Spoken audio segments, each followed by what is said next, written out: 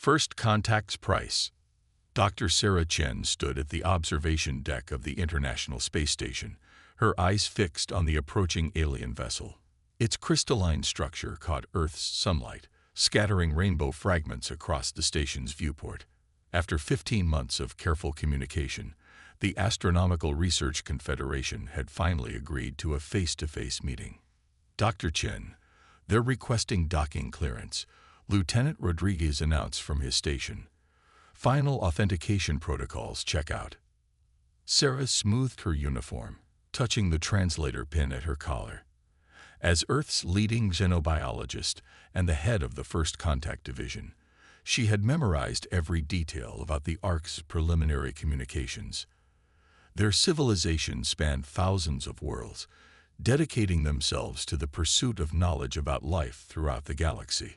Grant them clearance, she ordered, her voice steady despite her racing heart, and informed the Security Council that we're proceeding as planned. The alien ship's docking procedure was flawless, their technology clearly centuries beyond Earth's capabilities.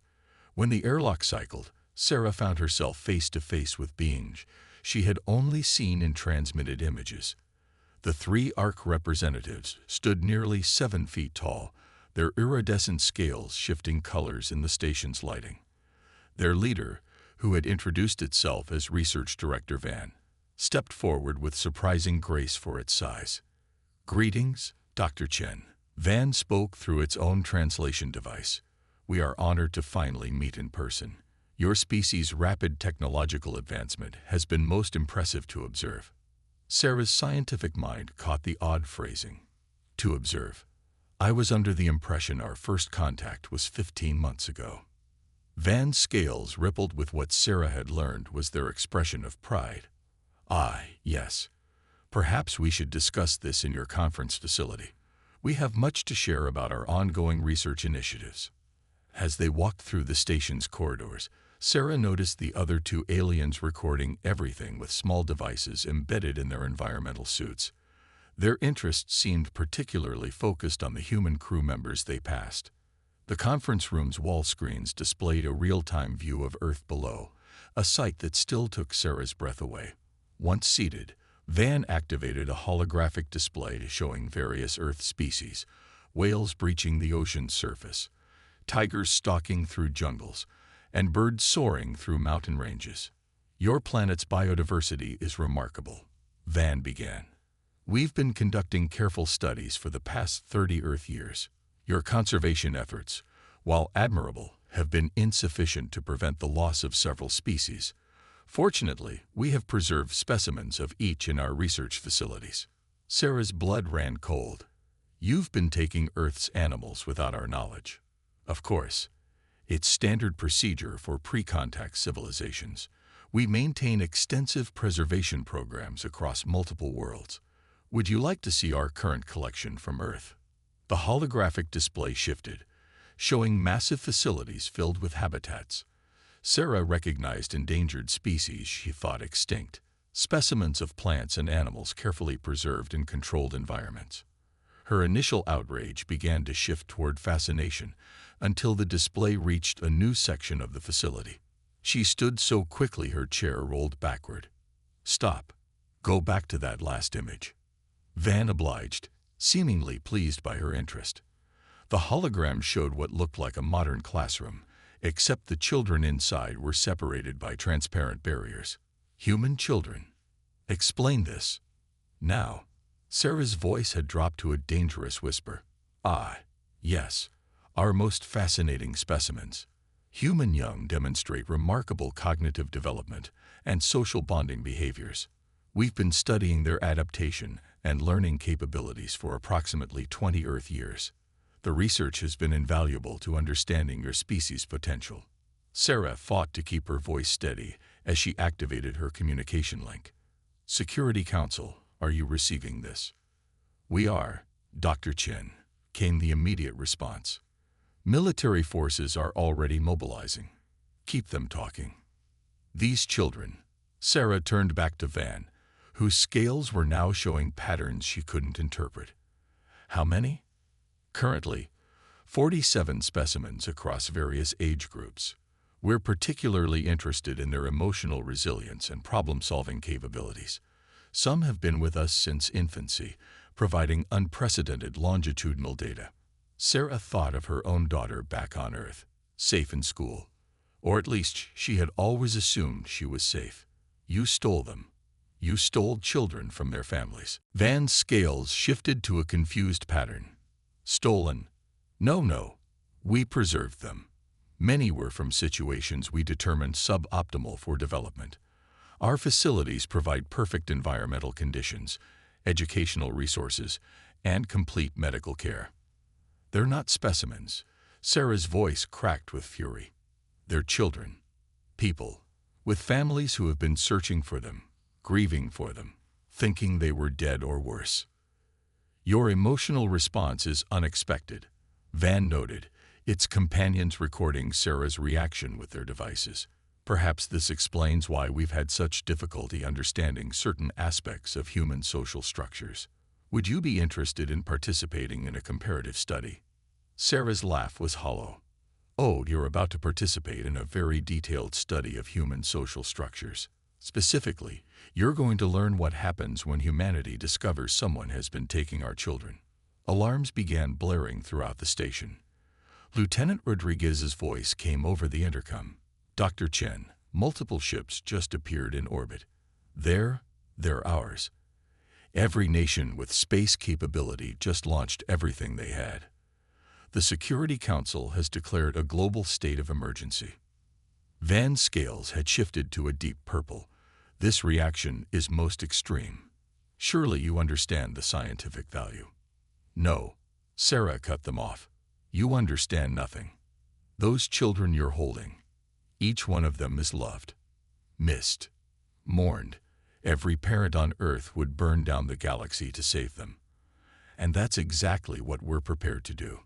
The station shuddered as more ships arrived in orbit. Sarah looked at the aliens, these beings who had achieved so much yet understood so little. You wanted to study humanity. Congratulations. You're about to learn our most fundamental truth. Nothing in this universe is more dangerous than a human protecting their young. Van's scales had gone completely pale. The Confederation has never faced military action in its history of research. Surely we can discuss this reasonably. Reasonable. Sarah pointed to the hologram, still showing the imprisoned children. Look at them. Really look. That's not research. That's not preservation. That's cruelty beyond imagination. And humanity. We don't respond reasonably to cruelty against children. As if to emphasize her point, new alarms began sounding. The station's sensors were registering military launches from every corner of Earth. Humanity's first unified response to an alien civilization would not be peace, but a parent's fury. You have 1 hour, Sarah stated, her voice cold as space itself. Release every human child in your facilities and provide us with their exact locations.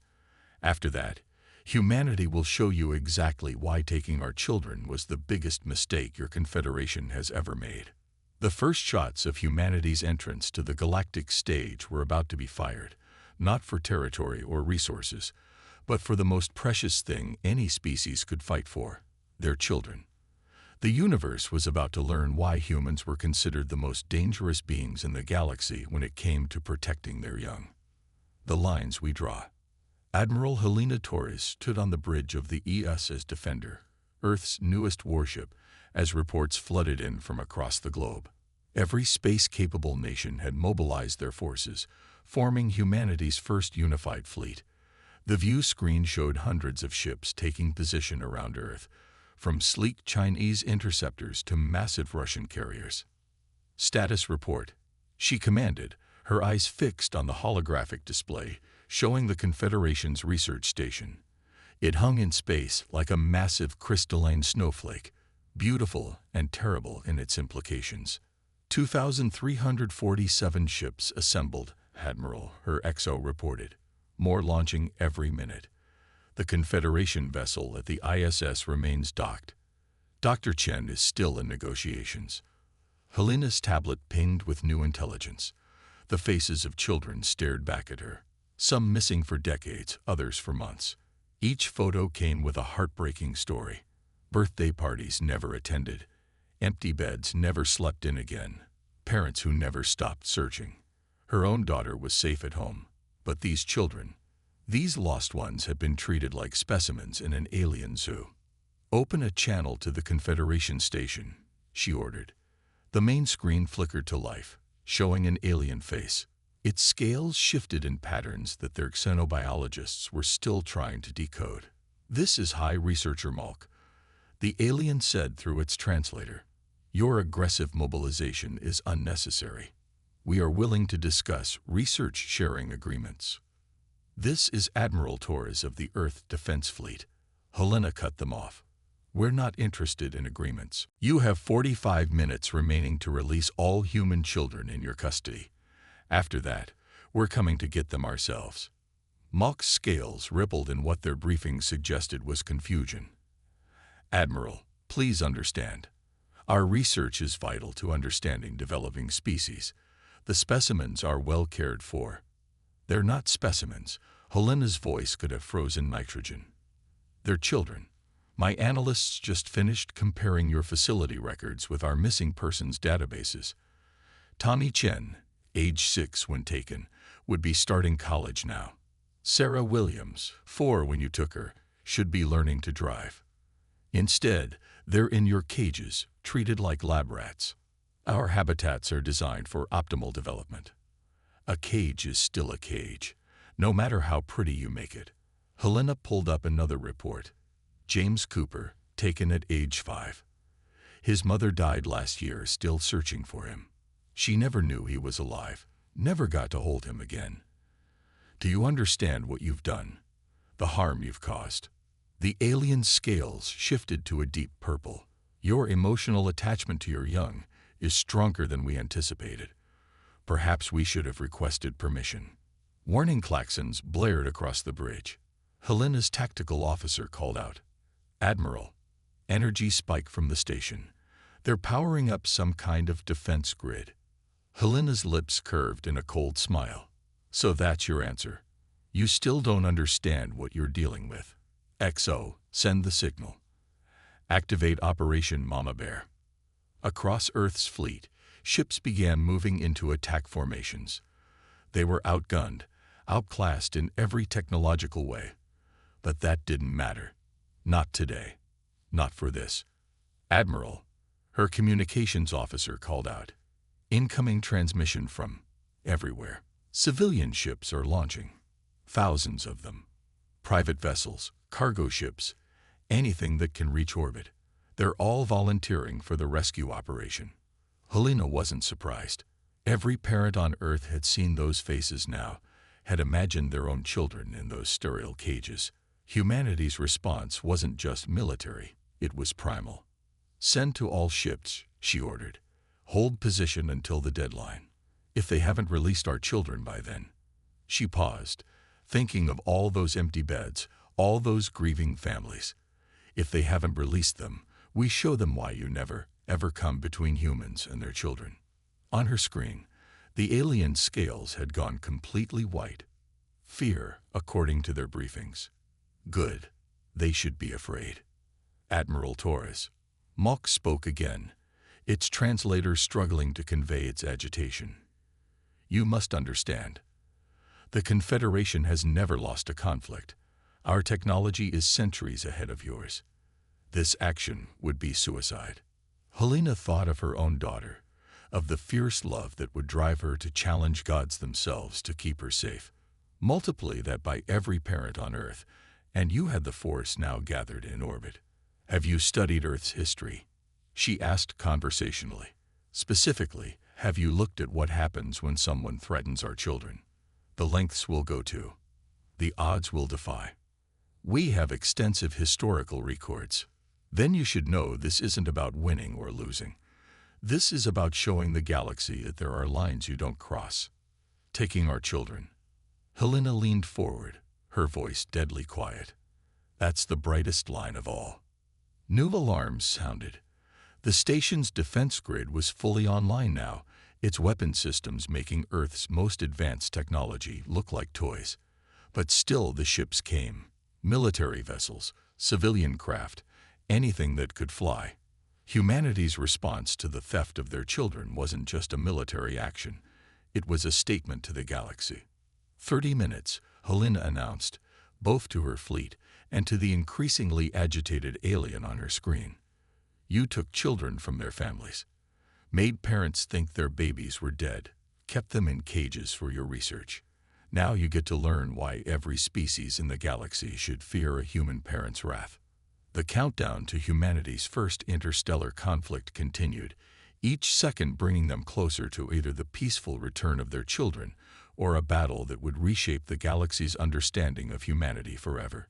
They might be outgunned, but as Helena watched more ships join her fleet, she knew one absolute truth. When it came to protecting their children, humans would fight the very stars themselves. Guardian's revelation. Chief Researcher Vela stood before the Confederation Council's emergency session, her scales shifting between anxiety and confusion as she presented the latest analysis. The massive chamber, usually filled with careful deliberation about scientific pursuits, now hummed with unprecedented tension. The human response defies all previous models of pre-unified species behavior, she explained, gesturing to the holographic display showing Earth's growing fleet.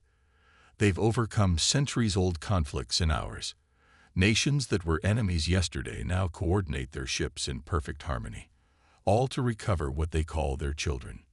Impossible, Elder Researcher Karn interrupted, his ancient scales barely shifting colors anymore.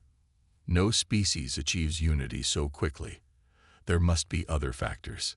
The chamber's main display suddenly activated, showing new footage from their research facility. A human child, perhaps 7 years old by their measurements, pressed against the transparent barrier of her habitat. "When can I go home?" she asked one of the researchers. "You said after the tests, but there are always more tests." Vela watched the council's reaction. For the first time in her long career, she saw fear in their scales. "We've reviewed their historical records," she continued. "Humans have a concept they call maternal instinct, or parental protection. When their young are threatened, they demonstrate strength and unity far beyond their normal capabilities." "They're still primitives," another council member argued. "Their ships are barely able to reach our station. Our defenses are impenetrable." "Incoming transmission," the chamber's AI announced. "Origin, Earth Fleet." Admiral Torres's face filled the screens. Behind her, hundreds of ships moved in perfect formation. "Your time is up," she stated without preamble. "Release our children, or we're coming to get them." Elder Karn stepped forward. "Admiral, surely we can reach a reasonable compromise.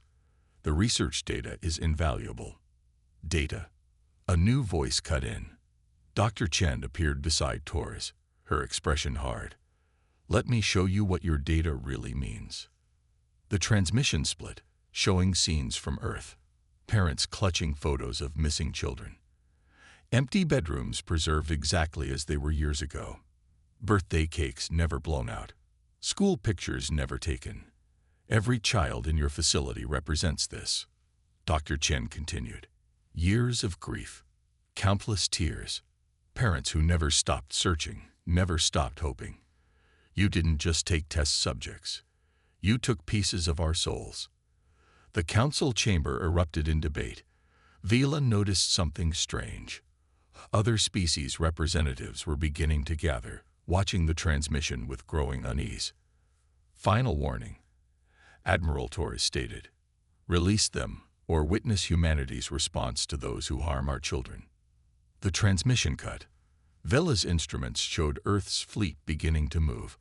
Not just military vessels, civilian ships, research vessels, even space stations had adjusted their orbits to join the assault. "They'll be destroyed," someone muttered. But Vela wasn't so sure anymore. "Council members," she spoke urgently. "I've discovered something in their historical records. Humans have a saying. A mother bear will tear apart a forest to save her cub. Throughout their history, when their children were threatened, humans have accomplished what they themselves considered impossible. The chamber's sensors blared as the first wave of Earth's fleet engaged the station's outer defenses. The primitive ships should have been vaporized instantly. Instead, they adapted, sacrificing themselves to reveal safe corridors for others to follow. Look at their tactics. Vela pointed to the display. The civilian ships are acting as shields for their military vessels. Cargo haulers are deliberately drawing our fire. They're not fighting like a military force. They're fighting like parents. A new voice spoke. An observer from the Zentheri Collective stepped forward. We've been monitoring this situation. Your actions have awakened something remarkable and terrible. Humans don't just protect their young. They consider all their children as one family. You haven't simply taken specimens from isolated family units. You've threatened the children of their entire species. More alarms sounded. Somehow, Earth's ships were penetrating the outer defense grid. Their technology was inferior, but their coordination was unlike anything the Confederation had seen. They moved like one organism, each sacrifice calculated to bring them closer to their goal. We're receiving transmissions from the research facility, an aide reported. The human children. They can see the fleet coming. They're singing. The chamber fell silent as the sound filled the air. Dozens of young voices raised in something called a lullaby, a song their data indicated was used to comfort human young. But this wasn't just comfort. It was hope. Vela watched as more of Earth's ships breached their defenses. Council members, we have made a grave error. We thought we were studying specimens, but we were stealing children from a species that values them above their own lives. Each ship out there carries parents willing to die just for the chance to save not just their own children, but any human child. The council's leader finally spoke. How do we stop this? We don't, Vela replied, watching another wave of Earth ships approach. We can only hope they show more mercy to us than we showed to their children. Outside, humanity's fleet continued its advance, demonstrating to the galaxy why threatening their children was the last mistake any species should make. The mother bears had come for their cubs, and the forest was about to burn. The price of understanding. Breach in Sector 7.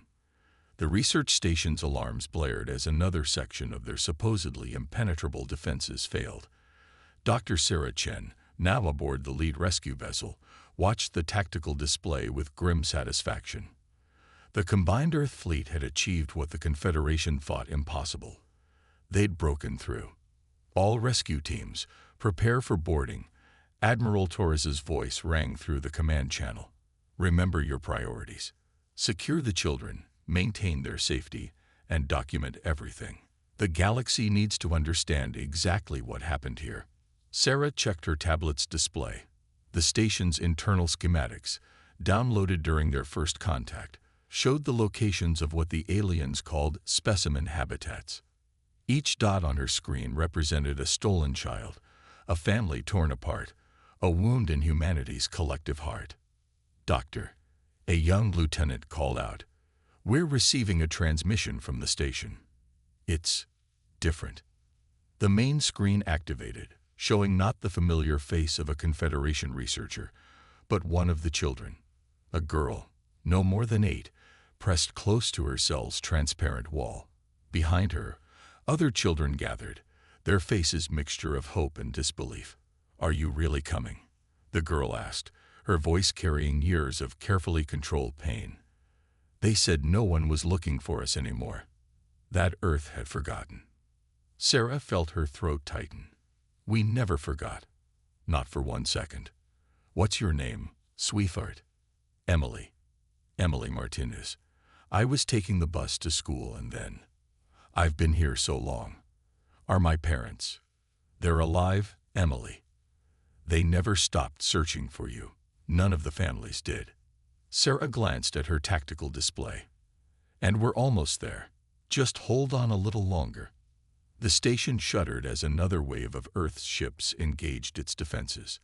But something had changed. The Confederation's weapons were firing at reduced power, their defensive screens flickering inconsistently. "Multiple transmissions incoming," the communications officer announced. "From Other alien species. They're not Confederation. The bridge's screens filled with faces, representatives from dozens of spacefaring races. Their appearances varied wildly, but their messages converged on a single point. The Confederation's actions violate the most basic rights of sentient beings, one crystalline entity declared. We withdraw our support for their research protocols. The humans demonstrate a truth we have forgotten. Another, a being of shifting plasma, added. The protection of the young transcends technological advancement. More messages poured in. Species after species, all condemning the Confederation's actions. Some even offered their own ships to assist in the rescue operation. The galaxy was choosing sides, and humanity's desperate defense of their children had awakened something in their collective consciousness. Inside the station, the Confederation's security forces began standing down. Research Director Van, scales now a pale blue of defeat, transmitted surrender protocols to all sections. We did not understand, he admitted. Our species abandons our young to communal creches at birth. We thought we were offering superior care. We never imagined. You never imagined love. Sarah finished for him. That's what you're feeling now. The power of a parent's love for their child. It's not just an emotion. It's the force that drove us to challenge beings centuries ahead of us technologically. It's why every human out there would die to save even one child. The station's docking bays opened. Rescue teams, many composed of parents whose own children were safe on Earth, poured in. They carried not just medical supplies and blankets, but toys, books, tablets filled with messages from Earth. Humanity had come not just with weapons, but with comfort. Sarah led her team through the station's corridors, following Emily's signal. Each habitat they passed revealed another horror. Children who had grown up in cages, watching their childhood slip away under the guise of research. But now those cages were opening. They found Emily's section near the station's core. As the barrier dissolved, she stood frozen, uncertain after years of confinement. Sarah knelt down, opening her arms. It's okay, sweetheart. You're free. We're taking you home. Emily took one tentative step, then another, then broke into a run. Her small body collided with Sarah's, tears soaking into the doctor's uniform. Around them, similar scenes played out as rescue teams reached other habitats. Children who had known only observation and experiments discovered what it meant to be held again. Alert from Earth, the tactical officer's voice came through Sarah's comm. We're receiving requests, thousands of them. Families offering to adopt any children whose parents are no longer alive. Support groups forming. Schools preparing special programs. All of humanity is mobilizing to help these children heal. Sarah held Emily tighter, feeling the girl's tears turn to sobs of relief. This was humanity's true strength, not just the ability to fight impossible odds, but the capacity to heal, to love, to make family out of strangers. The galaxy had learned a crucial lesson. Humanity wasn't dangerous because of their weapons or their determination, though both had been proven today. They were dangerous because they understood something more fundamental than technology or research protocols. The fierce, unshakable love that bound parent to child, and through that bond, bound all of humanity together. As the rescue ships began their journey home, carrying their precious cargo of freed children, the stars themselves seemed to witness a new dawn in galactic history. The day humanity taught the cosmos that love was the most powerful force in existence, and that those who threatened their children would face not just a species, but the combined strength of every parent's heart. Legacy of protection. 1 year after the Confederation incident, the Great Hall of Earth's new galactic embassy hummed with activity. Representatives from across the cosmos gathered to witness something unprecedented: the ratification of the Children's Protection Accord, a document that would forever change how developing civilizations were studied. Dr. Sarah Chen stood at the podium, Emily Martinez by her side. The once imprisoned child had become a symbol of both humanity's pain and its healing. At 13, she carried herself with quiet strength, her hand occasionally touching the silver pendant at her neck, a gift from her parents upon her return, inscribed with the words, "Never forgotten." 1 year ago, Sarah began, her voice carrying across the hushed chamber. Humanity faced its first contact with advanced alien life, not with diplomacy or trade agreements, but with a parent's fury. We showed the galaxy that technological advancement means nothing without moral understanding. The assembled aliens, some humanoid, others defying description, listened intently. Among them sat former research director Van, his scales now permanently tinted with the blue of remorse and understanding. The accord before us today, Sarah continued, ensures that no civilization's children will ever again be treated as mere specimens. But it does more than that. It recognizes a fundamental truth that humanity has always known, that the protection of the young is not just a biological imperative, but a moral one. Emily stepped forward, her voice clear and strong. I spent 6 years in what they call a habitat. We all did, dozens of us, watching Earth through windows, wondering if anyone was still looking for us. But Earth didn't just look. Earth came for us. Not just our parents, but everyone. The whole planet decided that every one of us was worth fighting for. In the audience, Admiral Torres sat beside her daughter, their hands clasped tight. The fleet that had challenged the impossible now served as Earth's contribution to the new Galactic Protection Force, dedicated to preventing any repeat of the Confederation's mistakes. The Accord establishes clear guidelines, Sarah explained.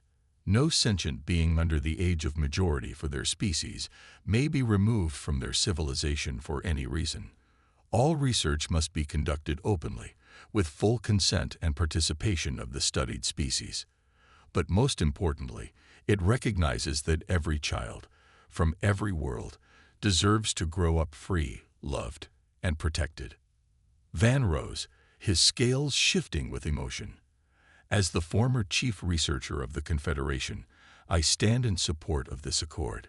We thought we were preserving specimens, advancing knowledge. Instead, we committed crimes against the very essence of life itself. Humanity taught us that true advancement comes not from observation, but from understanding. The chamber's displays showed scenes from Earth, the reunions of families, the healing centers where children learned to live outside their cages, the global network of support that had emerged. But they also showed something more. Alien children playing with human ones, cultural exchange programs, bridges being built between worlds.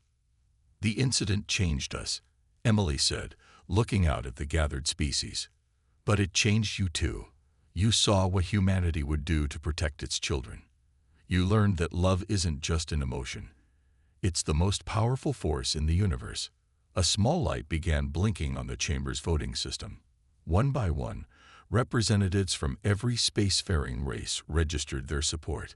The Children's Protection Accord wasn't just a human initiative anymore. It had become a galactic commitment. Sarah watched the votes accumulate, remembering that first terrible moment of discovery aboard the space station. "We came to the stars ready for war," she said softly. "But we found something more valuable than victory. We found understanding." The Confederation thought they were studying human children. Instead, they learned about human parents, human love, human determination. The final vote was unanimous. As the accord was formally ratified, cheers erupted not just in the chamber, but across Earth and 1,000 other worlds.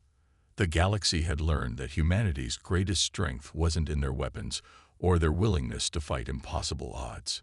It was in their capacity to love so fiercely that they would challenge the very stars themselves to protect their children.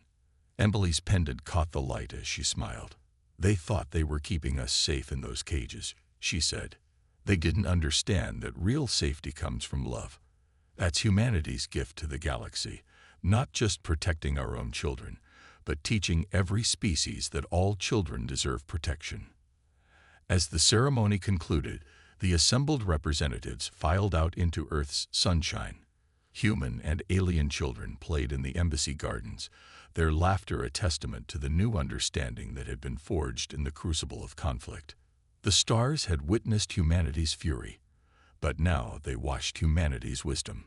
The species that had been dismissed as primitive had taught the galaxy its most important lesson, that the measure of civilization was not in its technology or its knowledge, but in how it protected its most precious resource, its children. And in the years to come, as humanity ventured further into the cosmic ocean, they carried this legacy with them. They were known not as conquerors or warriors, but as guardians, the species that had proven that love was the most advanced technology of all.